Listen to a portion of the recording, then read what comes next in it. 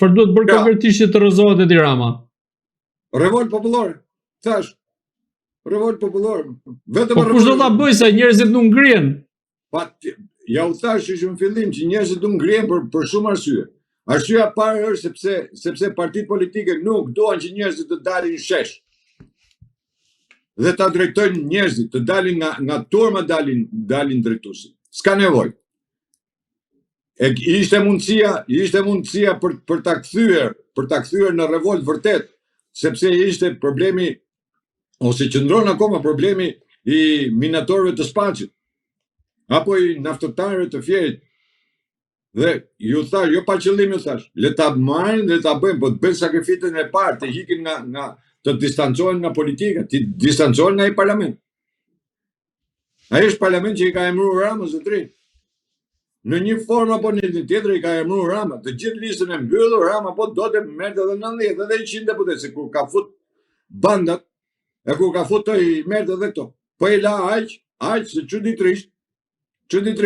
Ja u kam thënë para votimit, ta do dalin 45 deri në 50 deputet dhe dolën 50 deputet. Pra listat e mbyllur u plotësuan. Me një qëndim të vogël u plotësuan gjitha. Tani, ky Rama që i ka vjedha, mund t'i bote edhe 94, po i botem. Se me banda pra. Ose në t'i qëndrojmë një linje, ose ndryshe pastaj, mua më le të dyshoj, apo të ngrej arsyetimin, sepse këtu po mbrojnë një tjetrin pastaj. Për mos me lënë atë që është e djathës, gjithë sulmi është kashit të djathës. Dhe gjitha lëvizjen unë i shoh në këtë lloj pike. Sepse Partia Demokratike, që atë parti që ne e krijuam si forcë opozitare e djathta, se e majta ishte nevojë për të djathën, se e majta ishte, ajo ka humbur sensin e ideologji, nuk është më e djathtë. No, aty nuk ke një deputet që tjetë i djathtë, tjetë përfaqësuesi të djathës, se i konservatorë nuk ka. Po nuk bëhet politika që sot jam unë konservator se tha Berisha, nesër thot Berisha jam i djathtë, pas nesër thot Berisha jam i qendrës, dhe gjithë këtë shkrenë si firzamoni mas Berishës. Qa lëvizje kanë bërë këta? Po sa i përket do jetë, do dalë, do flasin, do njerëzit dhe i kishpi.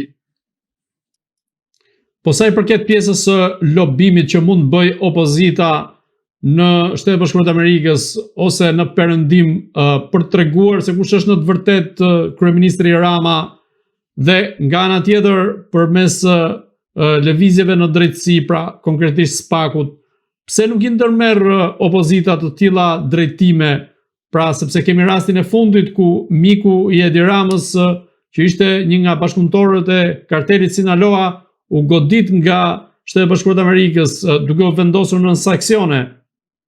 Patjetër që duhet kishte një reagim shumë më të madh, pra ne dhe atash, ashtu siç edhe me Ballukun, ashtu edhe me këtë, i cili u shpallën si non grata në Amerikë, pikërisht për lidhet e Sinaloa, si ka ai drejtimin e Sinaloas atje, të drogës, gjithë drogët që kanë në Meksik. Problemi është se Partia Demokratike, jo pa qëllim të thash, ka humbur postin ideologjik. Dhe duhet kuptoni një gjë, që të kesh komunikim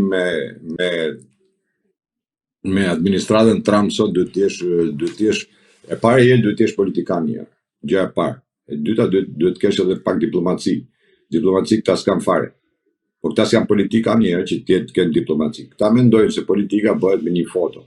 Këta mendojnë se politika bëhet se me një telegram apo me një deklarat. Nuk ka. Absolutisht. Gjithsesi, duhet kuptoj një gjë që Amerika nuk e ka në qendër të vëmendjes së opozitës shqiptare. Flasim realisht.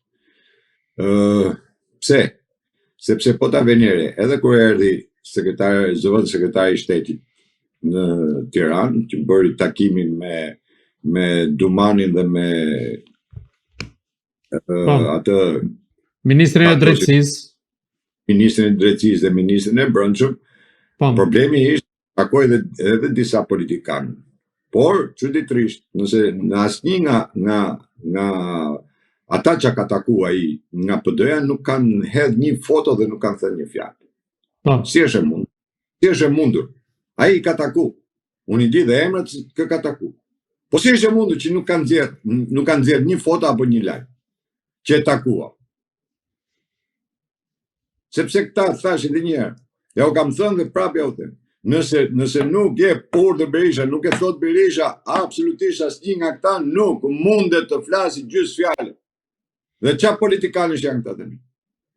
Që quajnë veten politikan. Këta e quajnë veten politikan se kanë marrë karton deputetit dhe duke marrë atë kartonin deputetin quajnë veten politikan, po politik nuk din të bëjnë.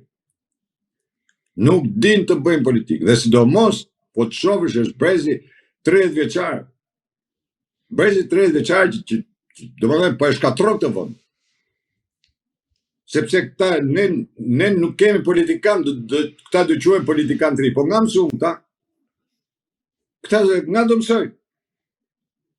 Se këta e quajnë nga klasa parë dalësh në universitet. Mosh diplom, jam mësuar me këtë që merr diplom e thotë jam doktor, jam inxhinier, kote ka blej atje. Edhe puna këty në kështu është. Marrin kartonin deputetit, jam politikan, si që ne politikan.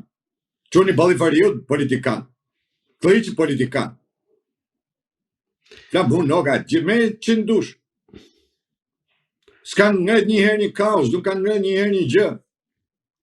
Nuk japin dot frymë tek njerëzit. Çfarë politikanësh janë? Ajo Elbasoni merr 20.000 vota, ku di unë, i cop Kalamanit marrë 20.000 vota? Si i merr kanë këto vota? Dhe këto e quajnë veten politikanë, po kanë fatet e kombit dhe të popullit në dorë. Është turpi më i madh. Është fatkeqësi, jo vetëm turp, është dhe fatkeqësi kombëtare kjo. Po. Zoti Merkoçi, ne ja u lëm fatin tonë, ja u lëm dorë kalamajve. Unë nuk e di se drejtimin e shtëpisë e marrin kalamajt. Unë e di se e marrin prindët. Jo kalamajt. Po e morën kalamajt hiku. Edhe politika kështu është. Dhe këta dështi duan të kenë mbështetje të Amerikës, si në ta kenë. Po ku keni dëgjuar në mesazh të administratës Trump për Partinë Demokratike? Jo. Nuk po një vit Trumpi që është në pushtet.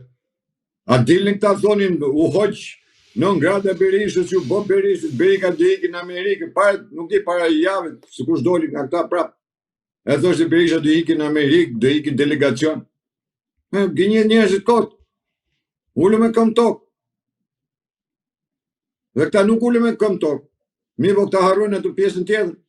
Se Amerika i di shumë mirë.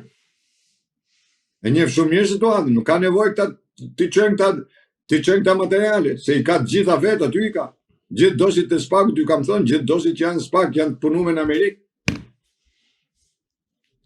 Dhe pse nuk folën këta për zëvën sekretarin e shtetit që erdhi këtu, që bëri takimet këtu, opozita pse nuk foli? Duhet t'i kishim shumë fort asaj pune. Nuk foli fare. E kaloi me një lajm kështu, dorës dytë. A tretë, nuk di. Zoti Merkoçi, duke nisur nga fakti që Shteti Bashkuar të Amerikës e vendosën në saksione familjen Hysa, ku njëri prej tyre luftar Hysa ishte ai që takoi kryeministin Edi Rama në zyrën e tij. A mendoni se Edi Rama tashmë është në rrezen e Shtetit Bashkuar të Amerikës dhe mund të goditet në mënyrë direkte nga Shtetet Bashkuar të Amerikës pa pasur nevojë për procedura të mëtejshme ose pa pasur nevojë që ai të mos jetë më kryeministër? Unë kam thënë që Rama do ta zgjedhë ku do e bëjë burgun, do e bëjë Shqipëri apo në Amerikë.